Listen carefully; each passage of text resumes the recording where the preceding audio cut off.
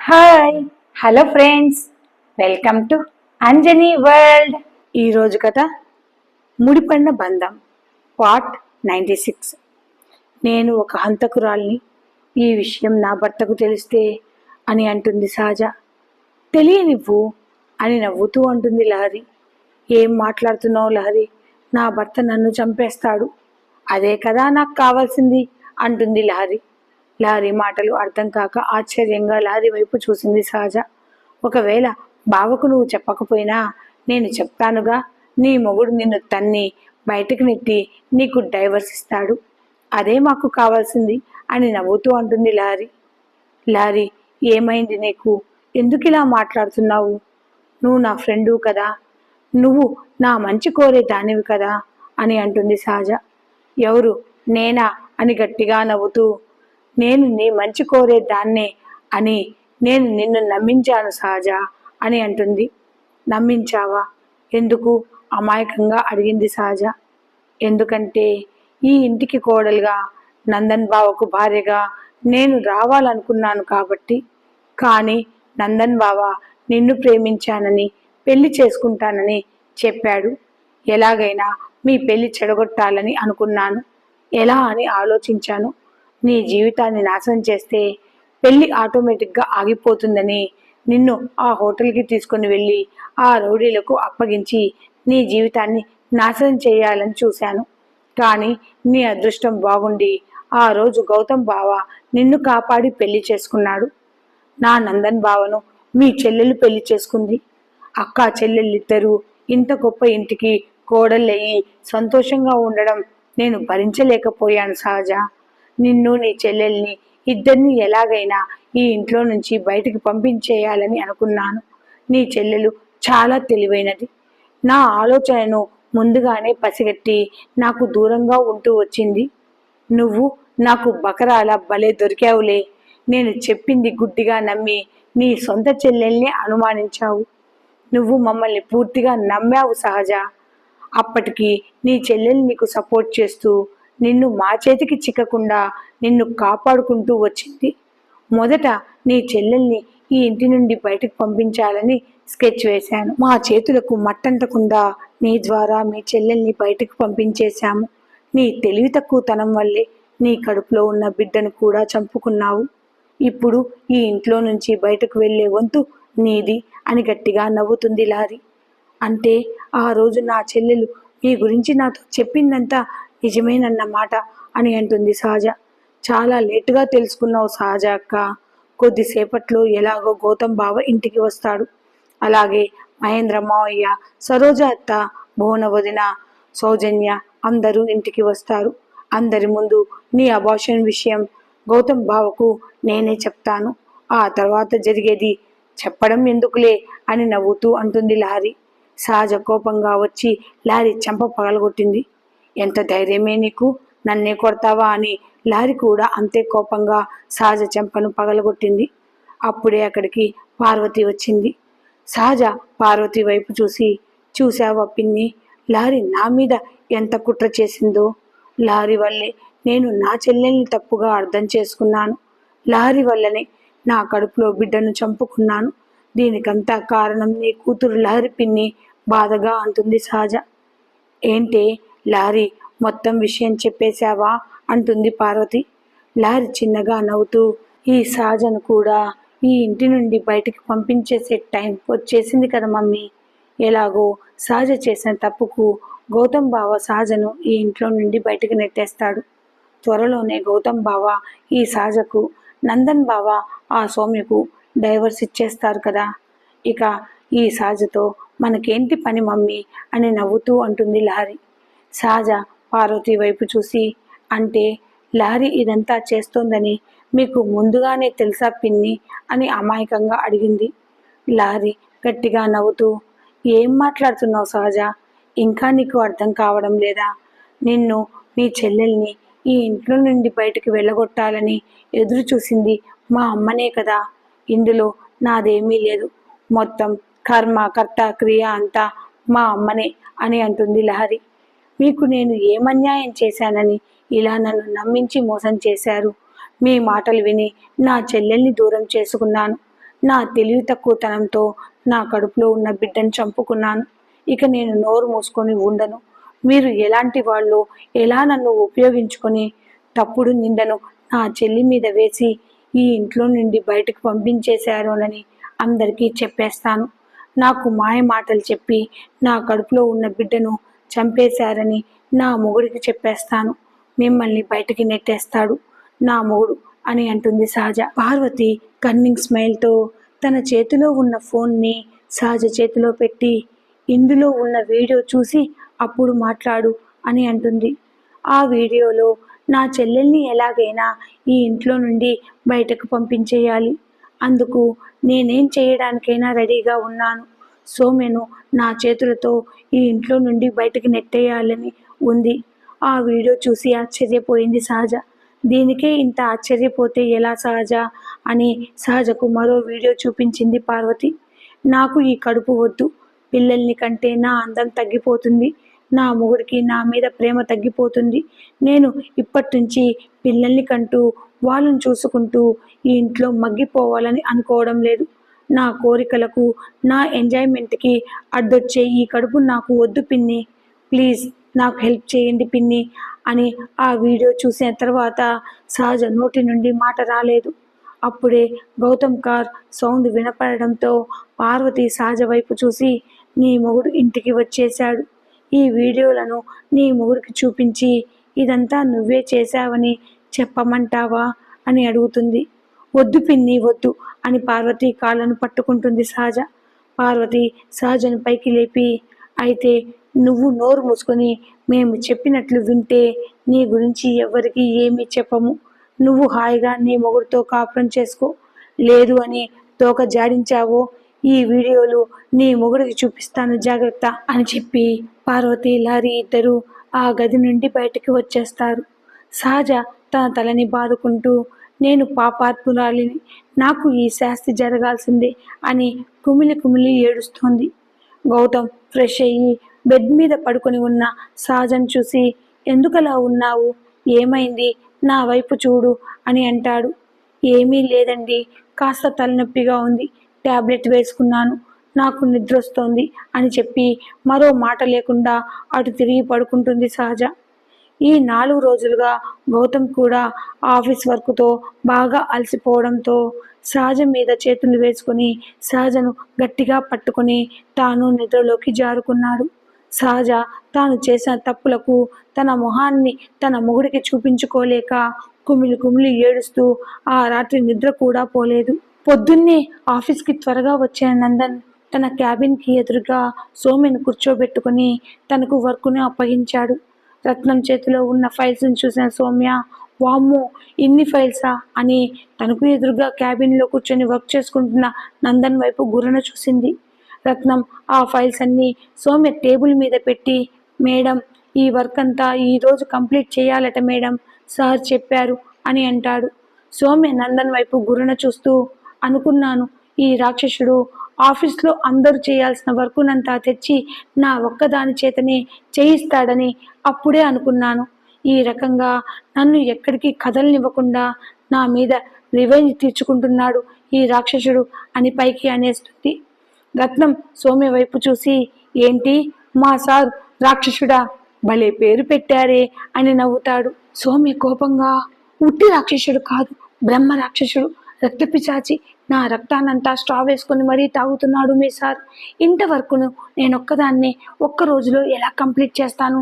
ఇంత పని చేయడానికి ఆయన కంటికి నేను ఎలా కనపడుతున్నానేంటి అని తన కోపాన్నంతా బయటకు కక్కుతుంది సౌమ్య.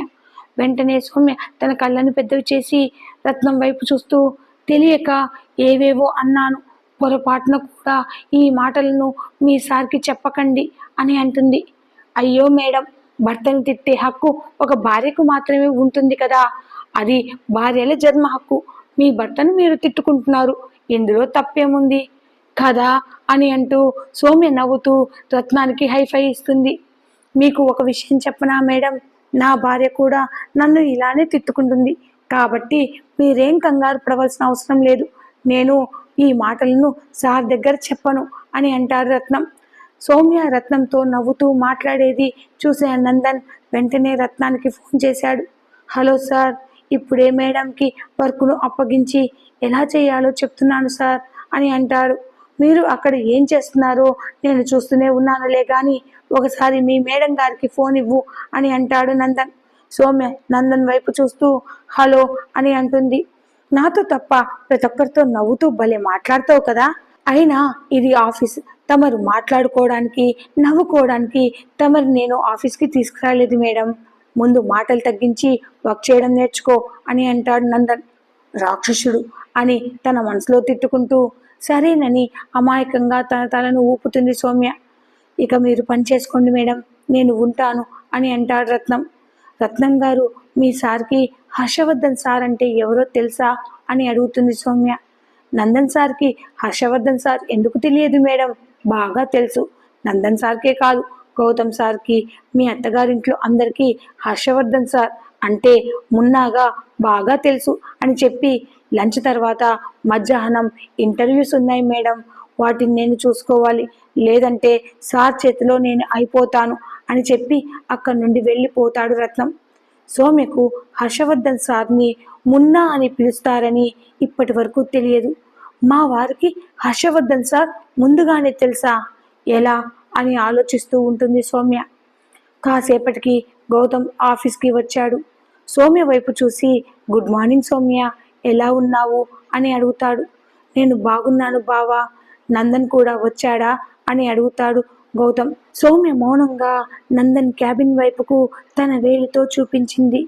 గౌతమ్ చిన్నగా నవ్వుతూ అమ్మయ్య, గురుడు వచ్చాడన్నమాట అని డైరెక్ట్గా నందన్ క్యాబిన్లోకి వెళ్తాడు గౌతమ్. 10 నిమిషాలు నందన్ గౌతమ్ ఇద్దరూ మాట్లాడుకుంటారు. గౌతమ్ బయటికి వచ్చాడు. గౌతమ్ వైపు చూసిన సౌమ్య, బావా 10 నిమిషాలు మీతో నేను మాట్లాడొచ్చా అని అడుగుతుంది. నా క్యాబిన్లోకి వెళ్ళి మాట్లాడుకుందాం అని గౌతమ్ తన క్యాబిన్ వైపుకు అడుగులు వేశాడు. గౌతమ్ వెంట సౌమ్య వెళ్ళడం చూసిన నందన్, అక్కంటే ఈ తింగర్దానికి ఎంత ప్రేమనో అదే ప్రేమ ఆ అక్కకు ఈ తింగర్దాని మీద ఉంటే బాగుండేది కదా అని అనుకుంటూ మళ్ళీ తన వర్క్లో పడిపోతాడు నందన్. గౌతమ్ సౌమ్య వైపు చూసి కూర్చో సౌమ్య, నాతో ఏం మాట్లాడాలి అని అడుగుతాడు. బావా, అక్క ఎలా ఉంది అని అడుగుతుంది సౌమ్య. మీ అక్క గురించేనా, నీకు సపోర్ట్ చేయని మీ అక్క కోసం నువ్వు ఎందుకింత ఆతృత పడుతున్నావు సౌమ్య అని అడుగుతాడు గౌతమ్. అదేంటి బావా అలా అడుగుతారు, ఆ రోజు ఏదో కోపంలో నన్ను తిట్టినంత మాత్రాన తాను నా అక్క కాకుండా పోతుందా బావా, ఇంతకీ అక్క ఎలా ఉందో చెప్పలేదు అని అడుగుతుంది సౌమ్య.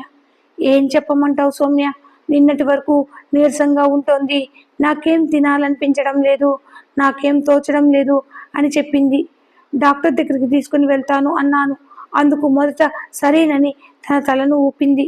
కానీ ఈరోజు పొద్దున్నే డాక్టర్ దగ్గరికి వెళ్దామంటే వద్దు, నాకు ఇప్పుడు బాగానే ఉంది అని అంటుంది. మీ అక్కను అర్థం చేసుకోవడం నా వల్ల కావడం లేదు సౌమ్య అని అంటాడు గౌతమ్. మా అక్కకు ఏది మంచి ఏది చెడు అని తెలుసుకునే గ్రహణ శక్తి చాలా తక్కువ బావా. ఆ టైంలో ఎదుటి వాళ్ళు ఏం చెప్తే అదే నిజమని గుడ్డిగా నమ్ముతుంది.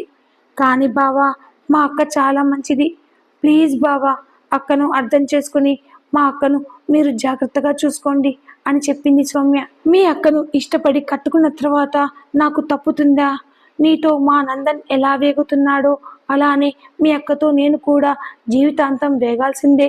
ఏం చేద్దాం, ఈ జన్మకి మా జీవితాలు మీ అక్క చెల్లెళ్ళ చేతుల్లో బలి అని నవ్వుతూ అంటాడు గౌతమ్. బావా మీరు కూడానా అని చిరుకోపంగా అంటుంది సౌమ్య. అలా మాటల్లోనే హర్షవర్ధన్ సార్ ఎవరో మీకు తెలుసా బావా అని అడుగుతుంది సౌమ్య. హర్షవర్ధన ఎవరు అని సౌమ్య వైపు చూసి అడుగుతాడు గౌతమ్.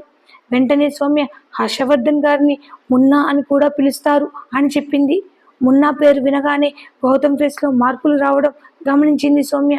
మున్నా నీకెలా తెలుసు అని డైరెక్ట్గా సౌమ్యను అడుగుతాడు గౌతమ్. హర్షవర్ధన్ గారు మా ఫ్యామిలీ ఫ్రెండ్ అని చెప్పింది సౌమ్య. మీ ఫ్యామిలీ ఫ్రెండా, ఎలా అని డౌట్గా సౌమ్యను అడుగుతాడు. హర్షవర్ధన్ సార్ భార్య గౌరీ మా అక్కకు క్లాస్మేట్. గౌరీ మా అక్క ఇద్దరు క్లోజ్ ఫ్రెండ్స్. వాళ్ళు చదువుకునే టైంలో హర్షవర్ధన్ సార్ లా ప్రాక్టీస్ చేసేవారు. గౌరీ హర్షవర్ధన్ సార్ ఇద్దరూ ప్రేమించుకున్నారు. హర్షవర్ధన్ సార్ గౌరీ అక్క ఇద్దరు అనాథలే కాబట్టి వాళ్ళిద్దరికి దగ్గరుండి పెళ్లి చేసింది కూడా మా అమ్మ నాన్నే కాబట్టి హర్షవర్ధన్ సార్ మా ఫ్యామిలీ ఫ్రెండ్ అయ్యాడు.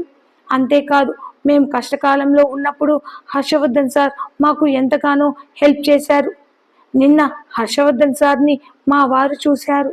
ఆ ఇద్దరి కళ్ళల్లో ఒకరంటే ఒకరికి ద్వేషం, కోపాన్ని నేను చూశాను. ఇప్పుడు చెప్పండి, అసలు హర్షవర్ధన్ సార్ మీకు ఎలా తెలుసు అని అడుగుతుంది సౌమ్య. గౌతమ్ ఆలోచిస్తూ, మున్నాని కలిసినట్లు నందన్ నాతో ఒక్క మాటైనా చెప్పలేదు అని అనుకుంటూ, హర్షవర్ధన్ గురించి మీ వారిని అడిగి తెలుసుకోలేకపోయావా అని అంటాడు గౌతమ్. అందుకు సౌమ్య గట్టిగా నిట్టూరుస్తూ, నేను అడిగినా దానికి సూటిగా సమాధానం చెప్పడం మా వారికి చేత కాదు. నేను అడిగినా ఇలాంటి విషయాలు నీకెందుకు, నువ్వు ఈ విషయాలకి దూరంగా ఉండు అని చెప్పారు అని అంటుంది. ఆ మాటకు గౌతమ్ చిన్నగా నవ్వుకుంటూ, ఆ మాటే నేను చెప్తున్నాను సౌమ్య. కొన్ని విషయాలకు నువ్వు దూరంగా ఉంటే నీకే మంచిది. సరే, నాకు పని ఉంది సౌమ్య, ఇంకేమైనా నాతో మాట్లాడాలా అని అడుగుతాడు గౌతమ్. సౌమ్య గురున గౌతమ్ వైపు చూసి, ఫ్రెండ్స్ ఇద్దరే తమకు కావలసిన మ్యాటర్ని మాత్రం అడిగి మరీ తెలుసుకుంటారు. అదే మేము అడిగితే మాటను దాటేస్తారు. విషయాలన్నిటినీ ఎవరికీ తెలియకుండా గిద్దెలో వేసి దాచిపెట్టుకోండి ఇద్దరు ఫ్రెండ్స్ అని తన మనసులో గౌతమ్ని నందన్ని తిట్టుకుంటూ, ఇక గౌతమ్ బావ ఎంత అడిగినా ఆ విషయం గురించి చెప్పడని అర్థమైపోయి అక్కడి నుండి బయటికి వచ్చేస్తుంది సౌమ్య. ఎవరిని అడిగితే నా ప్రశ్నలకు సమాధానాలు చెప్తారు అని ఆలోచిస్తూ, మావయ్య గారైతే కరెక్ట్, కాస్త ఫ్రీ టైం చూసుకుని మావయ్య గారికి కాల్ చేసి మాట్లాడాలి అని అనుకుంటుంది సౌమ్య. ఇక్కడ ఇంట్లో సౌజన్యకు ముక్కు మూతి బాగా వాచిపోవడం వల్ల ఆ నొప్పికి తట్టుకోలేక ఏడుస్తూ సరోజ ఒడిలో పడుకొని బాధపడుతూ ఉంటుంది. పార్వతీ లారీ ఇద్దరు సౌజన్య ముక్కు మూతికి కాపుడం పెడుతూ సౌజన్యకు సేవలు చేస్తూ ఉంటారు. బోనకు తన మనసేం బాగోలేక గుడికి వెళ్ళి ఉంటుంది. సహజ ఒక్కతే తన గదిలో ఉంటుంది. తన గదిలోకి రవి వస్తాడు. రవిని చూసి పైకి లేచి నిలబడుతుంది సహజ. రవి ఆ డోర్లను క్లోజ్ చేసి లాక్ పెట్టి సహజ దగ్గరికి వచ్చి, నేను విన్నది నిజమేనా? నువ్వు అబార్షన్ చేయించుకున్నావా? ఎందుకు అని అడుగుతాడు. ఆ మాటకు సహజ తన కళ్ళను పెద్దవి చేసి రవి వైపు చూసింది. ఈ విషయం నాకు ఎలా తెలుసు అన్నది పక్కన పెట్టు. నీకు గౌతమ్ అంటే ఇష్టం లేదా? అందుకే నువ్వు అబార్షన్ చేయించుకున్నావు కదూ అని సహజ చేతుల్ని పట్టుకొని చిన్నగా నలుపుతూ అడుగుతాడు. పాపం సహజ, వీడు ఒక దుర్మార్గుడని తెలియక, అయ్యో అన్నయ్య, అలాంటిదేమీ లేదు, నాకు నా భర్త అంటే చాలా ఇష్టం అని అంటుంది. సహజ, అన్నయ్య ఏంటి, ఇక్కడ నువ్వు నేను తప్ప ఎవ్వరూ లేరు, ప్రేమగా రవి అని నోరారా పిలవచ్చు కదా అని అంటాడు. వెంటనే సహజ రవి చేతుల్లో నుంచి తన చేతుల్ని విడిపించుకొని రవికి దూరం జరిగి, ఏం మాట్లాడుతున్నారు మీరు అని కంగారుగా అడుగుతుంది. ఏ దొంగ, ఏమీ తెలియనట్లు మాట్లాడకు. నా చేతి స్పర్శ గుర్తుపట్టలేదా? 2-3 సార్లు నీ నడుమును గట్టిగా పట్టుకున్నాను. మొన్నేమో నీ మెడవంపుల్లో వాసన చూశాను. నీ స్మెల్ చాలా బాగుంది సహజ అని అంటూ, ఈ పాటికి నా స్పర్శ నీకు అలవాటై ఉండాలి కదా అంటాడు. ఏంటన్నయ్యా పిచ్చి పిచ్చిగా వాగుతున్నావు? నీ స్పర్శ నాకు అలవాటు కావడం ఏంటి అని తన కళ్ళను పెద్దవి చేసి గట్టిగా అడిగింది సహజ. ఏ సహజ, గట్టిగా అరవకు అని సహజను తన దగ్గరికి లాక్కొని అంటాడు రవి. సహజ తన 2 కళ్ళను పెద్దవి చేసి, ఒరే నీచుడా, నీకు నేను చెల్లెల్ని అవుతానురా, నన్ను వదులు అని గింజుకుంటూ అంటుంది. అబ్బా, అక్క చెల్లెళ్ళిద్దరూ అదే మాట. అందమైన ఆడపిల్లలందరూ నాకు చెల్లెళ్ళు కారు సహజ, మరదళ్ళు అవుతారు. సహజ రవిని కొడుతూ నన్ను వదులు అని గింజుకుంటుంటే, ఏంటే నెమ్మదిగా చెప్తుంటే తెగ గింజుకుంటున్నావు? 2-3 సార్లు నా నుండి తప్పించుకున్నావు కదా, ఇప్పుడు నా నుండి నువ్వు తప్పించుకునే అవకాశమే లేదు సహజ అని అంటూ సహజకు ముద్దులు పెట్టబోయాడు రవి. సహజ రవిని గట్టిగా వెనక్కి తోసి పరిగెత్తుకుంటూ వెళ్ళి తన బెడ్రూమ్ డోర్లను ఓపెన్ చేయబోయింది. రవి సహజ జుట్టును పట్టుకొని వెనక్కి లాగాడు. ప్లీజ్ అన్నయ్య, నన్ను వదిలేయండి, నన్నేం చేయకండి అని రవిని ప్రతిమిలాడుతూ తనని వదిలేయమని ఏడుస్తోంది సహజ. చిచి, అందమైన ఆడపిల్లలు ఇలా ఏడుస్తే నాకు చాలా చిరాకు తెలుసా? ఇద్దరం కలిసి సుఖపడదామే అంటే ఎందుకు ఏడుస్తున్నావు? అప్పుడే రవికి ఎవరో అటువైపుగా వస్తున్నట్లు అలికిడి వినపడగా, సహజను వదిలి చూడు, నీకు 2 రోజులు టైం ఇస్తున్నాను. నీకై నువ్వు నా కోగిట్లోకి వచ్చి నన్ను సుఖపెట్టాలి. లేదంటే నువ్వు అభాషణ చేయించుకున్నావని నీ మొగుడికి చెప్పేస్తాను. మీ చెల్లెల్ని శాశ్వతంగా ఈ ఇంటి నుండి బయటకు పంపించినట్లు నిన్ను కూడా బయటకి నెట్టేస్తాను అని చెప్పి అటువైపు బాల్కనీ డోర్ని ఓపెన్ చేసి అటు దూకి వెళ్ళిపోతాడు రవి. సహజ భయంతో వణికిపోతూ ఏడుస్తూ కిందికి కూలబడిపోయింది. సహజకు ప్రసాదం ఇద్దామని సమయానికి బోన అక్కడికి రావడంతో డోర్లను ఓపెన్ చేసి బోనను గట్టిగా కౌగిలించుకుంటుంది సహజ. సహజ మళ్ళీ ఏదో చూసి భయపడింది అనుకుంటుంది బోన. భయపడకు, నేనున్నానుగా అని ఏడుస్తూ ఉన్న సహజను ఓదారుస్తుంది బోన. బోనకు ఏం చెప్పాలో అర్థం కాక మౌనంగా ఉంటుంది సహజ. ఇక్కడ ఆఫీస్లో లంచ్ టైం కావడంతో గౌతమ్, నందన్, సౌమ్య ముగ్గురు కూర్చొని భోజనం చేస్తుంటారు. సౌమ్య మనసంతా సహజ గురించి ఆలోచిస్తూ ఎందుకో ఒకసారి మా అక్కని చూడాలనిపిస్తోంది. సౌమ్య గౌతమ్ వైపు చూసి, బావా, ఒక్కసారి అక్కకు కాల్ చేసి అక్క అన్నం తిన్నదో లేదో కనుక్కోరా. వీడియో కాల్ చేయండి బావా, ప్లీజ్, ఒక్కసారి అక్కను కూడా చూస్తాను అని అంటుంది సౌమ్య. గౌతమ్ సహజకు వీడియో కాల్ చేస్తాడు. సహజ తన ఫోన్ని లిఫ్ట్ చేయలేదు. వెంటనే బోనకు కాల్ చేస్తాడు గౌతమ్. బోన తన కాల్ని లిఫ్ట్ చేసి, గౌతమ్ అన్నయ్య చెప్పు అని అంటుంది. సహజకు ఫోన్ చేస్తుంటే నా కాల్ని లిఫ్ట్ చేయడం లేదు బోన అని అంటాడు గౌతమ్. సహజ నా దగ్గర ఉంది అన్నయ్య, ఇదిగో సహజ అని వీడియో కాల్లో సహజను చూపించింది బోన. ఫ్రంట్ కెమెరాను ఆఫ్ చేసి సౌమ్యకు సహజను, బోనను ఇద్దరిని చూపించాడు గౌతమ్. ఇద్దరు ఫేసులు వాడిపోయి ఉన్నాయి. ముఖ్యంగా సహజ బాగా ఏడ్చినట్లు మొహమంతా వాచిపోయి కనిపించింది సౌమ్యకు. సౌమ్యకు సహజ గురించి మరింత టెన్షన్ మొదలయ్యింది. బోన గౌతమ్ వైపు చూసి, అన్నయ్య మీరు ఆఫీస్లోనే ఉన్నారు కదా, ఈ రోజైనా నందన్ అన్నయ్య ఆఫీస్కి వచ్చాడా? వస్తే ఒక్కసారి అన్నయ్యతో మాట్లాడించరా అని అడుగుతుంది. నాకు ఎదురుగానే కూర్చున్నాడు మీ అన్నయ్య, మాట్లాడు అని నందన్ చేతికి ఫోన్ని అందిస్తాడు గౌతమ్. బోన నందన్ వైపు చూసి, అన్నయ్య నా మీద మీకు కోపంగా ఉందా అని అడుగుతుంది. నీ మీద నాకెందుకు కోపంగా ఉంటుందిరా అని నవ్వుతూ అంటాడు నందన్. మరి 2 రోజులుగా ఇంటికి రాలేదు? నాన్న, అమ్మ, నేను నీకు అంత కానివాళం అయిపోయినామా అన్నయ్య అని బాధగా అడుగుతుంది బోన. అదేం లేదు బోన, నేను ఇంటి నుండి బయటకు నీతో చెప్పే వచ్చాను కదా. అసలు ఏం జరిగిందో విషయం తేలేంత వరకు నేను ఎవరిని తప్పు పట్టను. ఆ విషయాలన్నీ వదిలే. అన్నట్లు ఒక విషయం నీకు చెప్పాలి.